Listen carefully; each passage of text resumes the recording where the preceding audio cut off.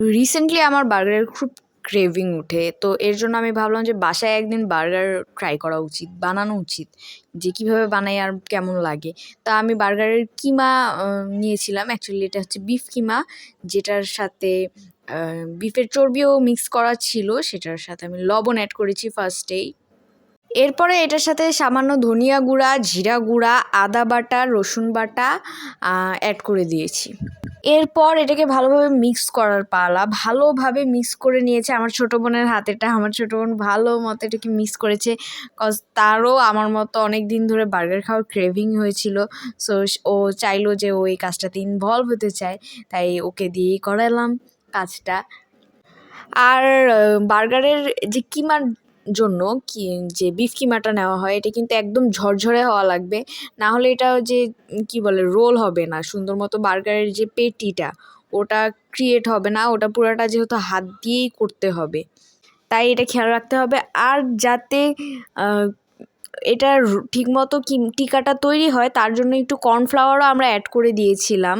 দেন দেখলাম যে ইয়েস, ভালো মতো মানে টিকাটা রেডি হয়েছে। তো আমি প্যানে হালকা একটু তেল দিয়ে ওটাকে ভেজে নিলাম, জাস্ট সিম্পল প্রসেসে করলাম। তো দেখলাম যে ভাজার সময় অনেকটা ফেটে ফেটে যাচ্ছিল, এটার রিজন কেন হয়েছে এরকম জানি না।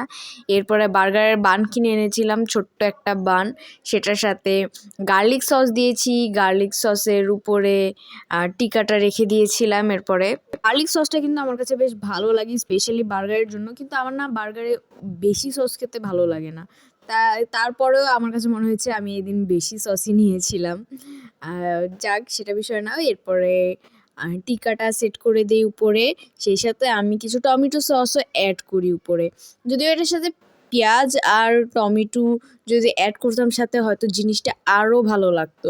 সো আমার বার্গারের পেটিটা অ্যাকচুয়ালি ভাজার সময় একটু ভেঙে ভেঙে গিয়েছিল। সো এটার রিজন বেসিক্যালি কেন হয়েছে আমি জানি না। নেক্সট টাইম আবার ট্রাই করে দেখবো যে কেন এরকম হয়েছে, এটা বের করতে হবে। আর আমি বার্গারটা একদম গরম গরম টিকাটা উপরে রেখে সাথে সাথে চিজটা অ্যাড করে দিয়েছিলাম। তো যার ফলে হয়েছে কি, চিজটা একদম বার্গারের পেটির উপর মেল্ট হয়ে গেছে, টিকাটার উপর মেল্ট হয়ে গিয়েছে। সো অনেক ভালো লাগতেছিল। দেন আমি বার্গারটা ট্রাই করে দেখলাম।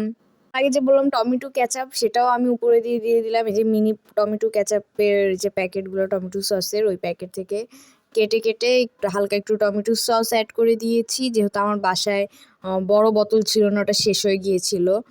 তো দেন এটা হচ্ছে আমার ফার্স্ট অ্যাটেম্প। আমি আমার হোল লাইফে আমি কখনো বার্গার বাসায় বানাইনি।